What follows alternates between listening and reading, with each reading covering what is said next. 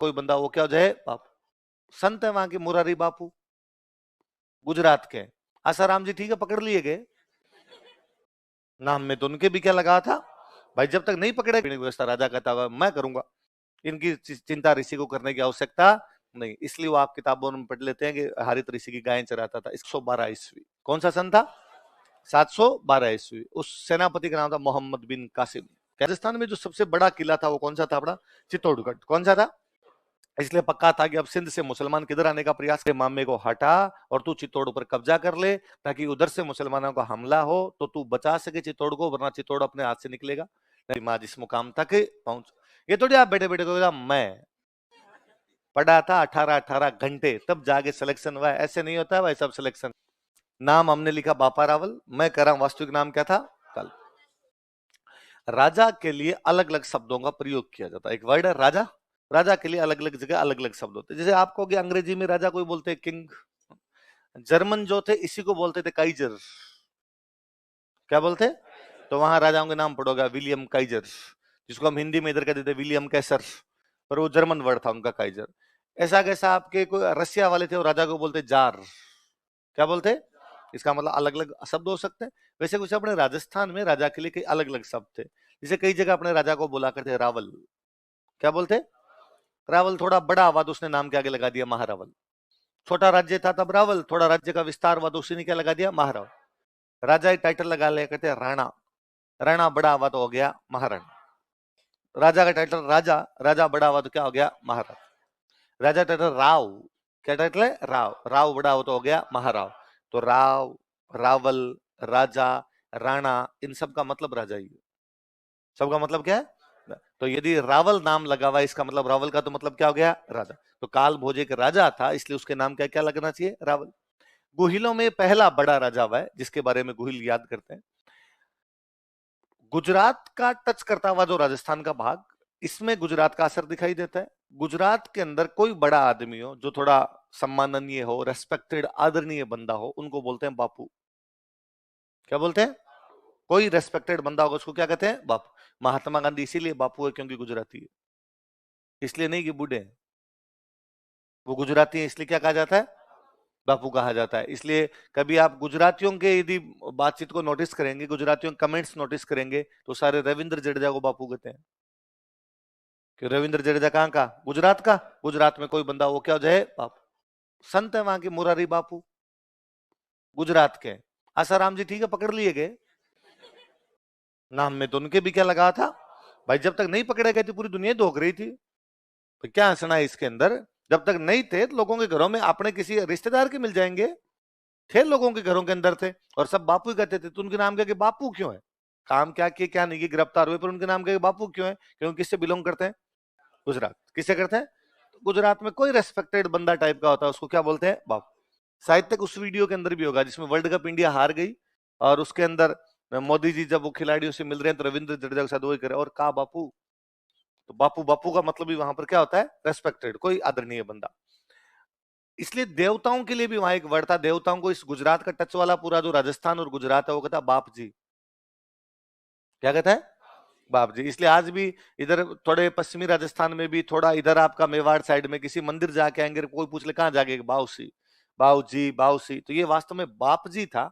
बाप जी अपना बाऊजी बन गया, बाऊसी बन गया, वैसे बन गया। राजा अपने आप में भगवान का रूप माना जाता था।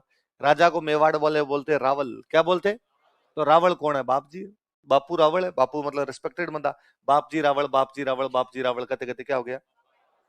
इसलिए अभिलेखों में बाद में किसी बापा रावल का बेटा पोता पड़पोता जब हुआ तो उसको पूछा भाई अभिलेख लिखवा रहे हैं, तेरे पिताजी का नाम लिखवा, आगे तेरे पिता, उसने कहा मेरे पिताजी है, मेरे पिताजी है। उसके अरे सबसे पहले तो हमारे बाप जी रावल थे, मुख्य यही था। तो बाप जी रावल का नाम आया नहीं, सब जगह बाप जी रावल। वो बाप जी रावल होता था, कई जगह बप्पा रावल हो गया, कई जगह वही क्या हो गया? बापा रावल।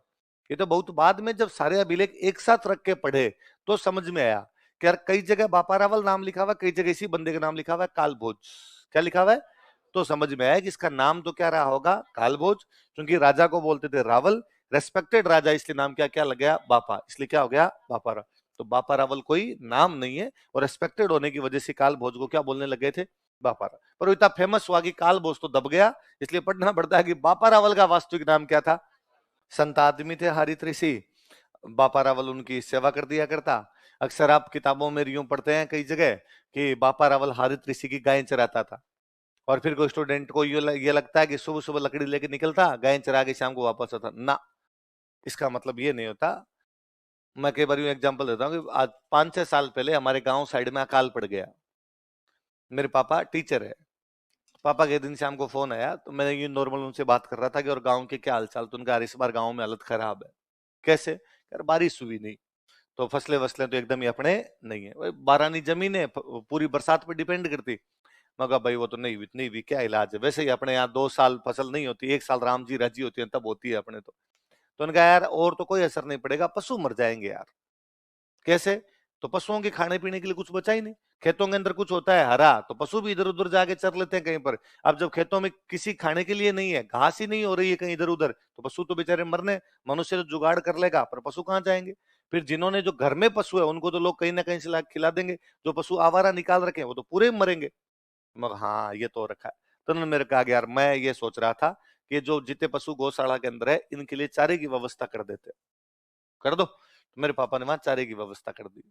तो गांव वालों ने कहा कि भाई इस बार है ना मास्टर जी ने पशु चराए। मास्टर जी ने, इसका मतलब ये नहीं मेरे पापा सुबह सुबह गाय लेके जाते हैं। इसका मतलब उनके लिए चारे की सेम है। एक राजा है, एक ऋषि है, उस ऋषि के पास खूब सारे पशु होंगे, उन पशुओं के खाने पीने की व्यवस्था राजा कहता होगा मैं करूंगा। इनकी चिंता ऋषि को करने की आवश्यकता नहीं। इसलिए वो आप किताबों में पढ़ लेते हैं कि हरित ऋषि की गायें चराता था। इसका लिटरल मीनिंग ये नहीं है कि सुबह सुबह लकड़ी लेकर रवाना होता है ओ चलो। राजा है राजा, उसके काम करने के लिए 100 आदमी रहे होंगे आगे पीछे। हरित ऋषि जब मरने लगे तो हरित ऋषि ने बापा रावल को कहा कि भाई तू ठीक है यार, अपने गायों वायों का इधर ठीक देख लेता है, मांग जो मांगेगा वो मिलेगा। बापा रावल वहां का छोटा राजा, इतना बड़ा राजा नहीं रहा होगा शुरुआत में कोई, तो उसने कहा महाराज थोड़ा साम्राज्य का विस्तार हो जाए, थोड़ा ढंग का राजा बन जाऊं तो ठीक रहे। और हरित ऋषि मरते मरते कह गए कि जा थोड़े दिनों में चित्तौड़ तेरा हो जाएगा। क्या तेरा हो जाएगा? ये नागदा रहता है। बापा रावल कहाँ रहता है? और हरित ऋषि कह गए तेरा क्या हो जाएगा? बापा राव ने कहा कि महाराज थोड़ा ज्यादा नहीं बोल गए, चित्तौड़गढ़ है वो गढ़, इतना बड़ा मेरा कैसे हो जाएगा? अरे का पहले इस्तेमाल करो। चमत्कार को नमस्कार है। उन दिनों जो चित्तौड़ में राजा राज कर रहा था वो बड़ा कमजोर राजा है और उसकी पार नहीं पड़ रही। ये वो समय है जब मुसलमान भारत पर कब्जा कर चुके थे। भारत की एक टेरिटरी पर उनका कब्जा हुआ था, सिंध। कहां पर मुसलमानों ने भारत में पहले किसी जगह पर सबसे पहले कब्जा किया, तो जगह कौन सी थी? सिंध। वो सन था 712 ईस्वी। कौन सा सन था? 712 ईस्वी। उस सेनापति का नाम था मोहम्मद बिन कासिम। क्या नाम था? मोहम्मद बिन कासिम। कहां कब्जा कर चुका था? सिंध। सिंध पाकिस्तान में ठीक राजस्थान के बराबर में। इसलिए जब सिंध पे मुसलमानों का कब्जा हुआ तो स्वाभाविक बात थी अगला हमला राजस्थान पे होगा। और उन दिनों राजस्थान में जो सबसे बड़ा किला था वो कौन सा था? अपना चित्तौड़गढ़। कौन सा था? इसलिए पक्का था कि अब सिंध से मुसलमान किधर आने का प्रयास करेंगे? चित्तौड़गढ़। और चित्तौड़गढ़ का राजा शक्तिशाली नहीं है। उस राजा का भांजा है बापा रावल। वो जो राजा उसका भांजा कौन है? भाई बापा रावल राजा है तो किसी राजा के साथ रिश्तेदारी हो रखी होगी, तो उस राजा का भांजा है। तो उस चित्तौड़ वाले राजा के मंत्री बापा रावल के पास आए और बापा रावल कहा कि भांजे तेरा मामा दाप के बेलखना है, यदि अटैक हो गया तो तेरे मामे से संभलेगा नहीं। तू थोड़ा शक्तिशाली है, तू चित्तौड़ चल, तेरे मामे को हटा और तू चित्तौड़ पर कब्जा कर ले, ताकि उधर से मुसलमानों का हमला हो तो तू बचा सके चित्तौड़ को, वरना चित्तौड़ अपने हाथ से निकलेगा। नहीं तेरे मामे के पास रहेगा, तेरे पास भी नहीं रहेगा, वरना तू तो कब्जा कर, हम तेरे अंडर में आने के लिए तैयार है। बापा रावल नागदा से जाता है चित्तौड़। कहां जाता है? अपने मामा जी को हटाता है और मामा जी को हटा के वहां पे कब्जा कर लेता है। मामा जी है मान मोरिये। मामा जी का नाम क्या है? क्या नाम है? मान मोरिये। कहां का राजा है? कहां का राजा है?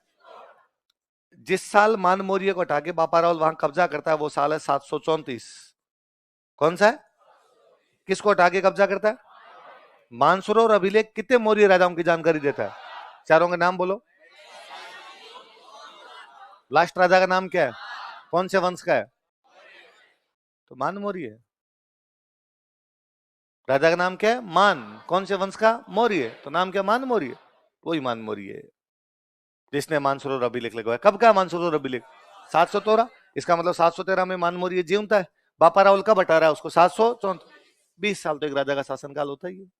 तो 713 में बैठा, वो 734 तक तो बैठा। एकलिंग मतलब शिव।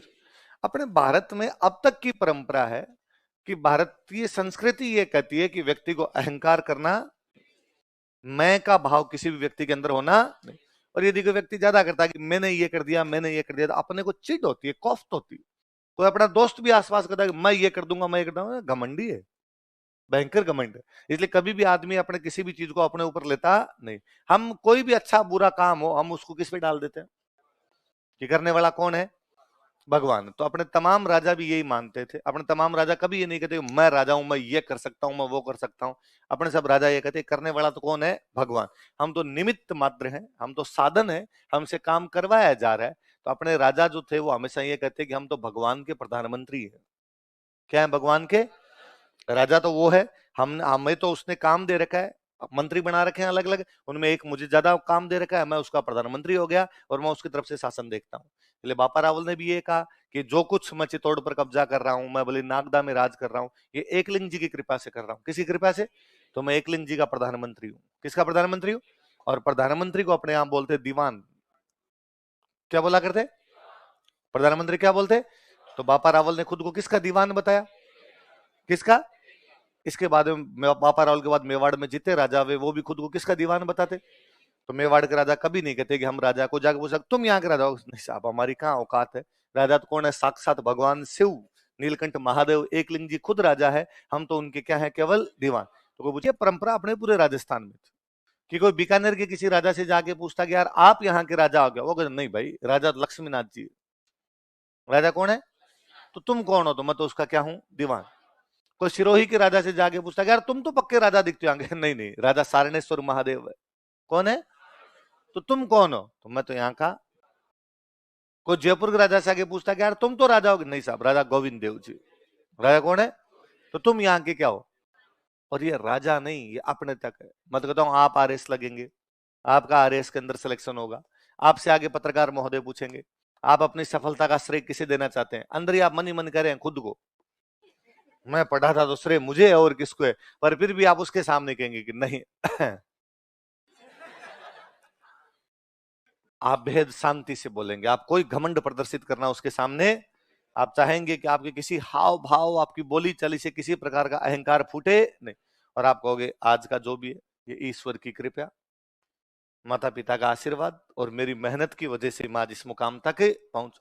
ये थोड़ी आप बैठे बैठे कहोगे मैं पढ़ा था 18-18 घंटे तब जाके सिलेक्शन हुआ है, ऐसे नहीं होता है भाई सब सिलेक्शन। आप किस पे डाल देते हो? ईश्वर पे। किस पे डाल देते हैं? इसलिए अपनी तमाम आरतियां सुन लीजिए किसी भी देवता की, उन सब ने हमने खुद को कहा है मैं मूर्ख खलकामी, मैं मूर्ख। मूर्ख, खल मतलब गधा। हम उस देवता के सामने करेंगे मैं तो क्या हूं? गधा। जो थोड़ा बहुत काम करवाया तूने करवाया, बाकी मेरे बस की बात है। इसलिए राजस्थान की तमाम पुरानी किताबें, एक में भी राइटर ने अपना नाम नहीं लिखा है। पुरानी किताबें उठा के देखिए, उनमें किसी में भी राइटर का नाम नहीं। तमाम पुरानी पेंटिंग्स, किसी में पेंटर ने नाम नहीं लिखा है। वो किताब के अंदर लिख के गया मां सरस्वती की कृपा से मैं ये पुस्तक लिख रहा हूं। मैं कौन? नहीं पता।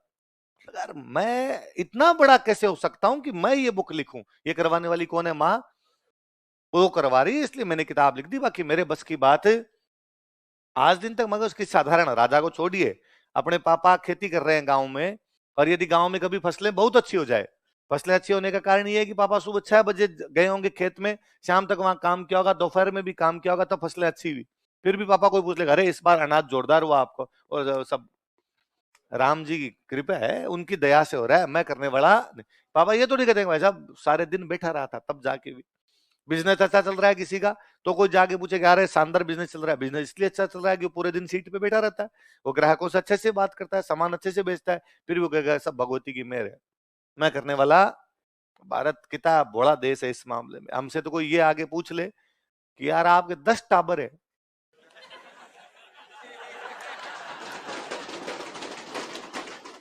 हमने भाई साहब बायोलॉजी को फ्लॉप कर दिया है। तो एक्स गुणसूत्र वाई गुणसूत्र नाम की कोई चीज, जो कुछ है वो। चित्तौड़ पे कब्जा किया था बापा रावल ने। कहां कब्जा किया? चित्तौड़। चित्तौड़ में सूर्य मंदिर बनवाया था। क्या बनवाया? तो जब बापा रावल ने बनाया तब तो सूर्य भगवान की मूर्ति रखी होगी। बाद में चित्तौड़ पर इतने अधिक हमले हुए कि किसी आक्रमणकारी ने वो सूर्य भगवान की मूर्ति तोड़ दी। तो उस समय जो लोग थे उन्होंने इसके अंदर लाके कालिका माता की मूर्ति रख दी। किसकी रख दी? तो अब यदि आप चित्तौड़ के किले में जाएंगे तो कालिका माता का मंदिर है। किसका है? पर उस कालिका माता मंदिर के लिए कहा जाता किसी टाइम में किसका मंदिर था? सूर्य का। और बनाने वाला कौन था? बापा रावल। हम कहते हैं कि गोहिल वंश का पहला जो बड़ा राजा हुआ था वो था बापा रावल। तो अपने से पूछे यार तुम्हारे पास ऐसा क्या एग्जाम्पल है कि बड़ा था और पहले वाले बड़े नहीं थे? तो हम कहते हैं बापा रावल से पहले किसी भी राजा के हमें सोने के सिक्के नहीं मिलते। क्या नहीं मिलते? पहली बार मेवाड़ में गोहिलों में किसी राजा के सोने के सिक्के मिले तो राजा कौन है? सोने के सिक्के चला रहा है, इसका मतलब राजा बड़ा है। पहले वाले इतने संसाधन संपन्न नहीं रहे। बापा रावल को लोग चित्तौड़ क्यों लेके गए थे? मैंने अभी कहानी बताई, बापा रावल को चित्तौड़ क्यों लेके गए थे? चित्तौड़ की रक्षा के लिए। चित्तौड़ की रक्षा किससे करनी है? मुसलमान आक्रमणकारी आ रखे उनसे। उन्होंने कहां कब्जा कर रखा है? सिंध। कहां कर रखा है? उन दिनों मुसलमानों का जो सबसे बड़ा अड्डा इंडिया के पास पड़ता था वो था अफगानिस्तान में गजनी। कौन सा था? तो ये ज्यादातर जो अटैक हो रहे थे किस साइड से हो रहे थे? गजनी। तो गजनी वाली एक टीम इधर आपने इधर कब्जा कर गई, मान लो आपके सिंध की तरफ कब्जा कर गई। अब उनके आने की संभावना किधर है? चित्तौड़। तो बापा रावल को लगा कि जब तक हम गजनी वालों को हराएंगे नहीं तब तक खतरा हमेशा मंडराता रहेगा। इधर छुटपुट अटैक होने शुरू हुए थे। बापा रावल यहाँ से उनको हराना शुरू करता है, गजनी तक छोड़ के आता है। कहां तक छोड़ के आता है? वो गजनी के राजा को चेंज कर देता है। गजनी के राजा को हटाता है। गजनी का राजा था सलीम। कौन था? सलीम को हटाता है और वहां अपने भांजे को राजा बना देता है। किसको बना देता है? किसी भांजे को। अपने भांजे का नाम वाम नहीं मिलता अपने को, पर कहते हैं कि सलीम को हटा के वहां किसको राजा बना के आ गया था? भांज। कहां का राजा हटा के? गज। कहां का राजा हटा के? मुसलमान राजाओं को हरा रहा था। यदि वो ना हरा पाता तो हिंदुओं के राज्य में अंधकार आ जाता। हिंदुओं के राज्य में सूरज लाने वाला कोई बंदा है तो वो कौन है? बापा। भाई यदि हार जाते, उधर वाले गजनी वाले जीत जाते तो हिंदुओं का राज्य क्या हो जाता? समाप्त। तो हिंदुओं के क्या हो जाता? अंधेरा। तो हिंदुओं के राज्य में अंधेरे को दूर करने वाला, सूरज लाने वाला कौन है? बापा रावल। इसलिए उपाधि क्या हो गई? हिंदू सूरज। क्या उपाधि हो गई? हिंदू। बापा रावल ये जानता था अगर अकेले पार पड़े नहीं पड़े, इसलिए बापा रावल ने आसपास के जो बाकी राजा थे, उस समय के छोटे मोटे जो राजा थे, उनका गठबंधन बनाया। क्या बनाया? उन सबको साथ में लेके और गजनी तक गया था हराने के लिए। वो जानता था कि यार नहीं मिली जुली शक्ति होगी, ज्यादा शक्तिशाली हो जाएंगे। अपने सारे राजाओं को साथ में लेके गया, सारे राजाओं का गुरु हो गया। इसलिए क्या बोलते हैं? क्या बोलते हैं? अपने चारों तरफ के राज्य उसने जीत लिए थे, अपने आसपास में सबको उसने हरा दिया था। चारों तरफ के राज्यों को जीतने को हिंदी में बोलते हैं चक्रवर्ती। क्या बोलते हैं? भगवान राम चक्रवर्ती सम्राट थे। कैसे सम्राट थे? जिन्होंने चारों तरफ की दिशाएं जीत ली, उनको क्या बोलते हैं? चक्रवर्ती। तो मेरे को याद है हम छोटे थे तब दादाजी ने कहानी सुनाया करते, तब कहते कि भगवान राम चकवे राजा। भगवान राम कैसे राजा थे? चकवे का मतलब जिन्होंने चारों तरफ की जमीन जीत ली। वैसे वैसे बापा रावल चारों तरफ की जमीन जीत गए, इसलिए क्या बोलते हैं? आ गया। तो ये हिंदी में होता तो क्या होता? चक्रवर्ती। ये अपने राजस्थानी, इसलिए क्या हो गया? चकवे। तो क्या क्या उपाधियां हुई बताओ? हिंदू सूरज। मुसलमान राजाओं को हरा रहा है इसलिए हिंदू सूरज। राजाओं का गठबंधन बना रहा है इसलिए राजगुरु। चारों दिशाएं जीत लेता है इसलिए। बापा रावल बेहद इंटेलिजेंट बंदा है। बुढ़ापा आया, बापा रावल को लगा कि बस सब खूब राज कर लिया। तब अपने बेटे को राजा बनाया और खुद सन्यासी बन गया था। बेटे का नाम था खुमान। क्या नाम था? क्या नाम था? लिख लो।